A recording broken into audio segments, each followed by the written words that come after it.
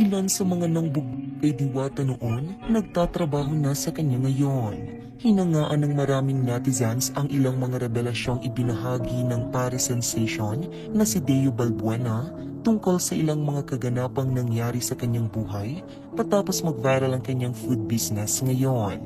Isa nga si Diwata sa laman ng iba't ibang social media platforms dahil sa food business niyang dinudumog, binabalik-balikan, pinag-uusapan, controversial at talaga namang hype na hype dahil sa masarap, sulit, ngunit pangmasang presyo. Ngunit alam niyo ba na bago pa man maging kilala si Diwata, dahil sa kanyang Paris overload at pride seeking, una muna siyang napanood at nakilala noon sa 24 oras matapos maibalita ang kinabilangan nitong insidente noong 2016. Ayon sa kanya, nangyari ang insidente sa ilalim ng tulay ng Jokna Boulevard sa Pasay City, kung saan siya nanirahan ng maraming taon bilang informal settler.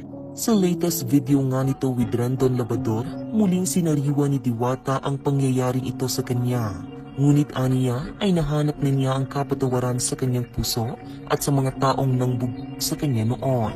Sa katunayan, ibinahagi nga ni Diwata na ilan umano sa mga taong involved sa pananakot at pangbubog kanya ay tauhan na niya sa kanyang food business na paresan.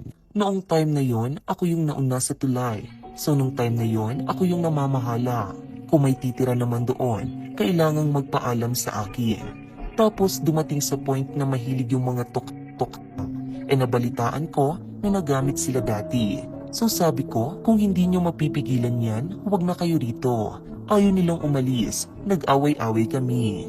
Yun yung time na nakita nyo ako sa news na nasugatan ako dito. Pero ngayon okay na kami. Actually, yung iba nga nandito na nagtatrabaho sa akin. Dagdag pa niya. Maraming netizens nga ang humanga sa kabutihang ipinakita ni Diwata na sa likod raw ng ginawa sa kanya ay nagawa pa rin itong patawarin at ngayon ay tulungan pa ang mga taong involved noon sa insidente. Kaya naman ay hindi na raw nakakapagtaka pa kung bakit ngayon ay inuulan siya ng blessings sa kanyang buhay sa pamamagitan ng pagiging patok ng kanyang food business. Iba talaga pagkatao ni Diwata, sanay sa hirap, kaya alam niya paano tumulong sa mga nangangailangan. Asahan mo Diwata, magiging milyonaryo ka dahil napakalaki ng puso mo sa pagtulong sa kapwa mo. Sana Diwata, laging nakatungtong ang mga paa mo sa lupa, okay? Grabe no? Pag ako, di ko kaya yan. Kaya mabuhay ka Diwata Paris over fans page. Sinaktan ka na, ang bait mo pa sa kanila.